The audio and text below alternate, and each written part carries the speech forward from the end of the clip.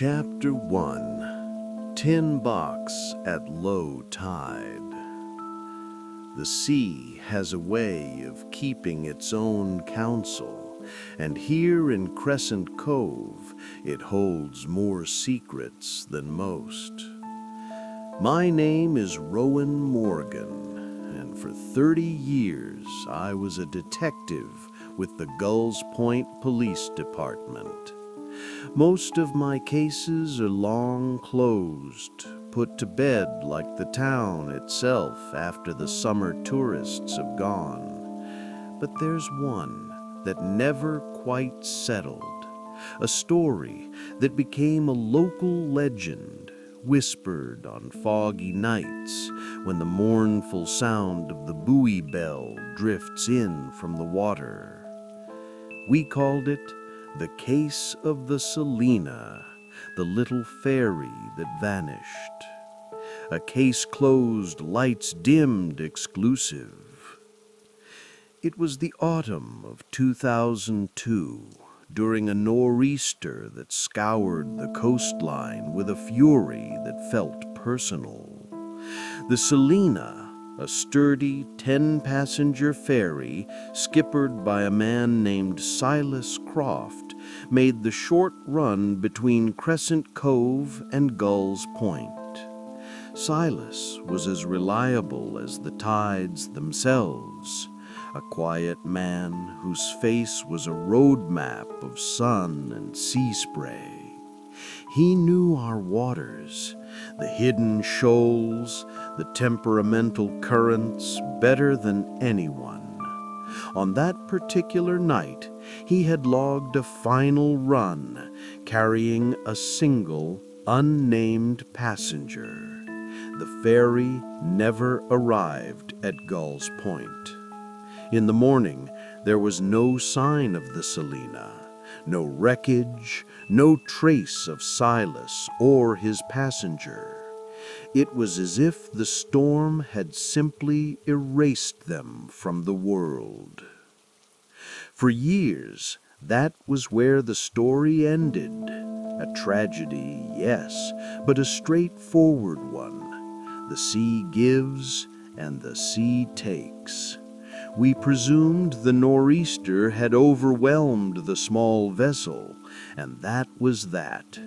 The file was closed, the questions unanswered. Who was that last passenger? Why were they traveling in a storm that had sent every other sensible soul scurrying for shelter? The questions hung in the salty air, becoming part of the cove's mythology. The Selina became our ghost story, a cautionary tale for fishermen and a curiosity for visitors. Then, just last month, the sea decided to speak. After a surge storm, the old dilapidated boathouse at the end of what was once Silas Croft's property finally surrendered to gravity. Its salt-bleached timbers collapsed in a heap. A local teenager, scavenging for interesting driftwood, noticed a glint of metal in the churned-up sand beneath the wreckage. It was a small tin box, the kind a sailor might use to keep his important papers dry. It was rusted nearly shut, but inside, wrapped in oilcloth, was a leather-bound ledger, Silas Croft's ledger. When the young man brought it to the station, the chief, knowing my history with the case, gave me a call.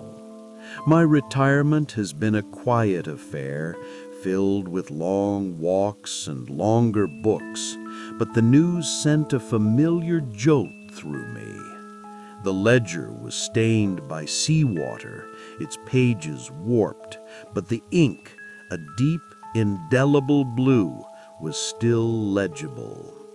It was Silas's meticulous record of his crossings, each entry noting the date, the time, the weather, and the number of passengers. The final entry was for that fateful night in 2002. It was there, in Silas's neat, steady hand, that the mystery began to deepen. It wasn't just a record of a journey. It was a map filled with strange symbols and notations that held the key to the one unanswered question that had haunted me for 2 decades.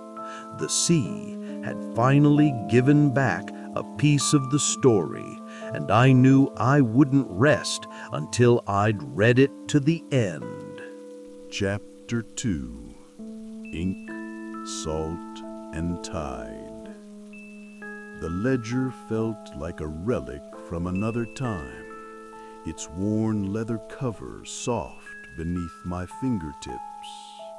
I spent the first few nights in my study, the only light coming from my desk lamp, the sound of the distant surf a steady companion.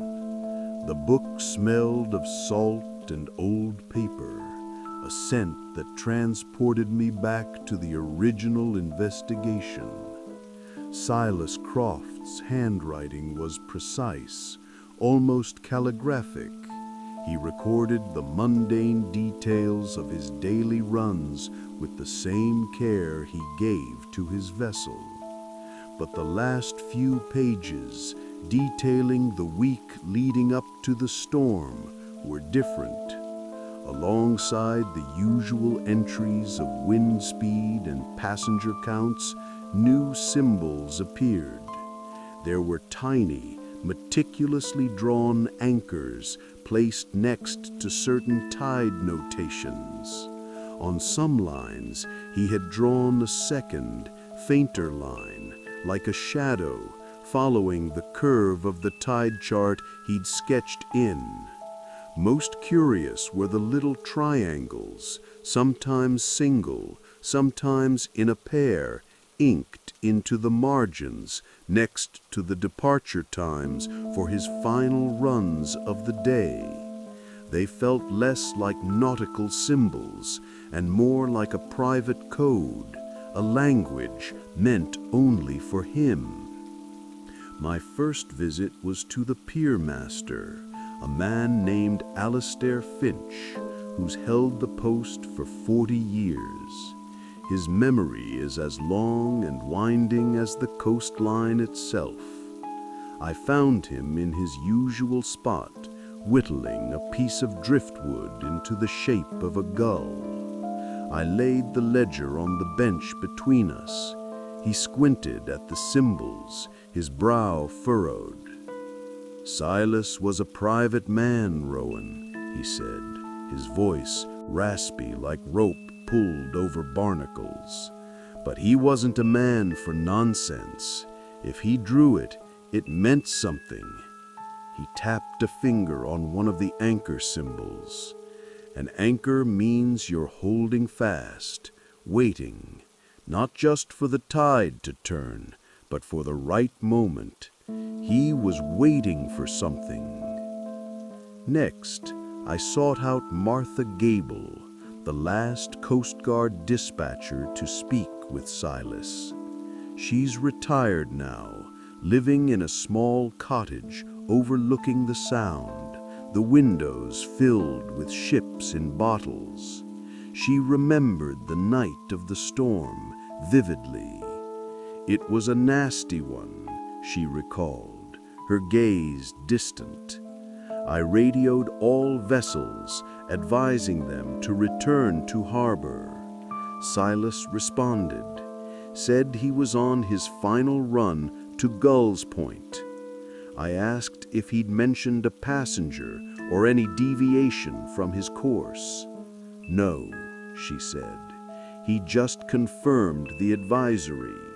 But his voice, it was calm, too calm for a man heading into a storm like that. It wasn't the voice of someone in distress. It was the voice of someone with a purpose. I showed her the ledger. She traced the double lines with her finger. "That's not a shadow," she murmured. "That's a second route, a path that runs parallel to the main channel, but lower, a sandbar route. You could only navigate it at a specific tide with a shallow draft. It's treacherous, but it's also hidden from the main channel." The pieces began to shift, to align in a new way. The anchors were periods of waiting. The double line was a secret path. Silas wasn't just running from the storm. He was using its cover. He was navigating by a different map, one he'd created himself. The tiny triangles in the margins remained the biggest puzzle. They seemed to point toward something, a destination that wasn't Gull's Point. The ledger wasn't just a record, it was a plan, executed with the quiet precision of a man who knew the water's every secret. Chapter 3: The Unnamed Passenger. A 20-year mystery is like a ship's hull long sunk beneath the waves. It accrues its own ecosystem of stories, rumors, and myths. To find the truth about the unnamed passenger, I first had to navigate this reef of speculation. In the days following the Selena's disappearance in 2002, we had very little to go on. No one had purchased a ticket at the booth in Crescent Cove. Silas often collected fares on board for the last run of the day. No car was left in the waterfront parking lot. No one in Gull's Point was waiting for an arrival. The passenger was a ghost, a phantom who had stepped onto the ferry and dissolved into the rain-swept night. The rumors were as wild as the storm itself. Some said it was a criminal fleeing the law with a bag of stolen money. Others whispered it was a lover, part of a tragic, secret affair. The most persistent story, however, was also the quietest. Several people I re-interviewed recalled a stranger in town in the days leading up to the storm. They didn't remember a name or a face, only a presence. A figure seen walking the misty bluffs, always alone. Old Man Hemlock, who ran the general store back then, remembered selling a length of thick twine and a roll of oilcloth to a soft-spoken individual who paid in cash and kept their face obscured by a low-brimmed hat. The most compelling account came from a waitress who had worked at the diner near the docks. She remembered someone sitting in the back booth for 2 straight afternoons, nursing a single cup of tea. This person, she said, had a parcel with them, a flat, rectangular package wrapped in brown paper and sealed with wax. They held it like it was precious, she told me, her voice soft with the memory. Not like it was valuable, like it was important, fragile. On the second day, the day the storm rolled in, she saw this person speaking quietly with Silas Croft down by the docks. It wasn't a furtive conversation, she said, but an earnest one, a request being made, an agreement being struck. Putting these fragments together, a new portrait of the passenger began to emerge. This was not a person of malice, but someone seeking passage, someone in need of discretion. The journey on the Selena wasn't a casual trip, it was an escape. The request for a detour, the sealed parcel, the quiet anonymity. It all pointed towards a desire to disappear, not in a tragic accident, but intentionally. Silas Croft, a man known for his integrity and his deep sense of community, would not have aided a common criminal, but a person in distress, a person needing to flee a dangerous situation? That was different. Silas was a man of the sea, and the sea has always offered sanctuary to those in need. He wasn't just a ferryman that night, he was a conduit. He was helping someone start a new life, and he used the cover of the storm to do it. The mystery was not about a crime, but about an act of protection, a silent promise made between two people on a storm-tossed dock. Chapter 4. The Sandbar Route. With the ledger as my guide, the abstract became concrete. Silas Croft had essentially drawn a map of his intentions, and it was my job, 2 decades later, to follow it. The key was understanding the interplay between his symbols and the natural forces he knew so well. I obtained the official tide tables for that specific week in 2002, charts filled with the familiar rhythms of high and low water that govern life on the coast. Laying them next to the photocopied pages of Silas's ledger, the coded messages began to surrender their secrets. The anchor symbols in his log corresponded perfectly with the moments of slack tide, those brief, still periods when the water is neither rising nor falling. Silas was marking windows of opportunity. He wasn't just sailing, he was waiting for the precise moment when the water level would be perfect. The double line he had drawn in his log started at the mouth of the Crescent Cove channel and then veered sharply south, away from the marked route to Gull's Point. It traced a shallow, winding path that I knew from old nautical charts was called the Sandbar route. It was a treacherous passage, navigable only at high tide by a vessel with a shallow draft like the Selina. During low tide, it was an impassable maze of sand and mud. The storm, which we had always viewed as the villain of the story, now appeared as a collaborator. The rising storm surge would have lifted the water level even higher, providing Silas with an extra margin of safety to clear the sandbars. He had used the nor'easter's power as a tool. He hadn't fought the storm, he had harnessed it. The ledger showed him leaving Crescent Cove just as the tide peaked, using the last of the calm before the storm's full fury descended. He was sailing on a road that for a few brief hours the storm had paved for him. And the triangles, the most enigmatic of the symbols, following the path of the double line on my charts, I saw where it led. The Sandbar route didn't go to Gull's Point. It wound its way through the coastal marshes and ended near a place called Haven's Hollow, a secluded inlet on the far side of the bay, fringed by dense reeds and accessible only by water. On the ledger's final entry, Silas had drawn 2 triangles side by side and next to them a time, 9:45 p.m.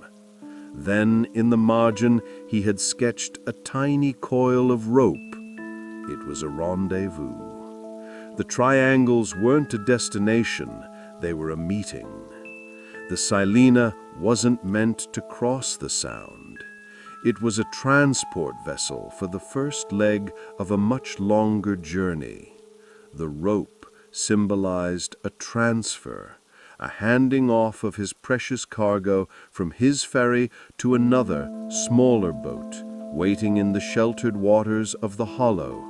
A marsh skiff, perhaps, one that could navigate the shallow channels where the Selina could not go. The ferry hadn't vanished. It had completed its mission. Chapter 5. Haven's Hollow.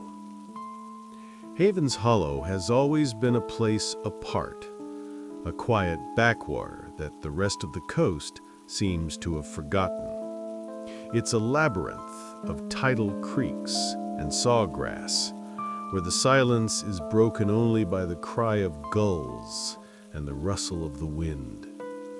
It was there, I was sure, that the final piece of the puzzle lay waiting. My search for someone who might have been there that night led me to a man named Elias Vance, a retired marsh ranger who had lived his entire life in a small cabin on the edge of the hollow. His name came up when I asked about families who had lived out in the marshlands for generations, people who knew its secrets. Elias was in his late 70s, with eyes the color of the pale winter sky and hands that were gnarled but steady. I found him mending a fishing net on his porch, which overlooked the winding waterways. I didn't show him the ledger at first. I just told him I was looking into an old story about the night of the big nor'easter in 2002. He nodded slowly, his gaze fixed on the water. "I remember that night," he said, his voice quiet. "The wind howled like a hungry wolf, not a night for any sensible person to be out." I then asked him if he remembered anything unusual, any lights or sounds from the hollow. He paused his work, his eyes meeting mine. He saw, I think, that I wasn't there to stir up trouble, but to find peace for a long, dormant story. He said, "There are things that happen out here that don't concern the folks in town," he said carefully. "The marsh provides a different kind of shelter." He then told me a story. He didn't mention Silas Croft or the Selina by name, but he didn't have to. He spoke of a clandestine pickup arranged days before. A message had come to him through a network of old coastal families, a system of trust that ran deeper than any official channel. He described seeing the dim lights of a sturdy vessel, larger than a skiff, making its way carefully through the Sandbar route. He remembered waiting in his own small marsh boat, hidden in a cove fringed with reeds. A passenger, he said, was transferred from the larger boat to his. The passenger was quiet, speaking only to offer thanks, their face hidden by the deep shadows of a hood. With them was a flat, protected parcel. Elias's instructions were simple: guide the passenger through the backwater channels to a remote dirt road on the mainland where a car was waiting, with no lights on, just the faint glow of a dashboard. He said the arrangement was to help someone flee a dangerous entanglement in the city, a situation where official channels would have been too slow, too public, and too risky. It was about protecting a life, not breaking a law. The passenger, he believed, was a witness who was being silenced, and the parcel contained the proof they needed to disappear and start anew. The ferryman, the ranger, they were just quiet links in a chain of protection. Chapter 6. Lights on the Sound. In the end, there was no dramatic confession, no discovery of a long-lost wreck.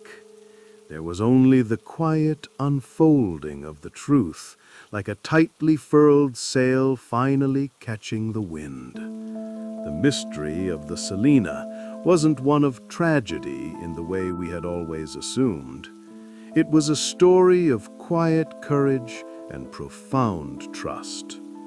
My final report to the Gulls Point Police Department was less of a case file and more of a narrative, connecting the dots that Silas Croft and Elias Vance had so carefully laid out.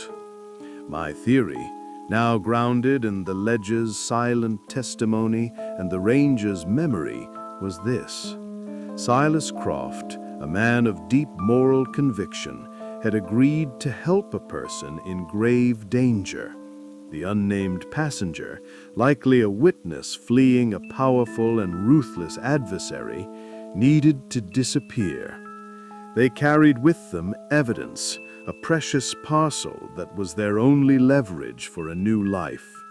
Silas used his intimate knowledge of the sea and the cover of a fearsome storm to execute a secret handoff. He navigated the hidden Sandbar route, a path no one would think to look for, and delivered his passenger into the capable hands of Elias Vance at Havens Hollow. From there, the passenger was guided through the marsh to a waiting car, vanishing into the mainland and toward a life of safety. What became of Silas and the Selina? After the transfer, with the storm now at its peak, he would have been exposed in the open sound. My belief is that he turned his ferry into the wind, seeking the shelter of one of the small, uninhabited barrier islands that dot the coastline. He likely anchored in a protective cove, waiting for the nor'easter to pass. But the storm was worse than anyone predicted. The Selina, battered by relentless waves, must have broken from its mooring and was either driven out to the deep ocean or broken apart on the very shoals Silas knew so well. He became a casualty of his own heroic act, his sacrifice ensuring his passenger's survival. The sea kept his vessel, but honored his mission.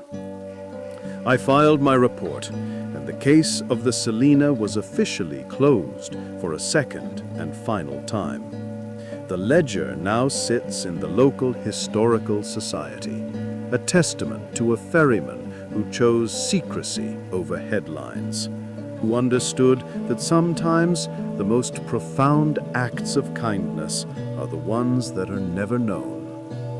The legend of the ghost ferry that vanished in the storm has been replaced by a gentler story, one of quiet bravery. As the lights dim here in Crescent Cove and the sound of the waves whispers against the shore, there's a sense of peace that wasn't there before. The questions that once hung in the fog have been answered. The unnamed passenger, I like to think, found their safe harbor, living a quiet life, forever grateful to the ferryman who charted a course through a storm to deliver them. The lights you see out on the Sound on a dark night may not be a ghost ship after all, but a quiet echo of a promise kept, a final, gentle light guiding the way home to a peaceful rest.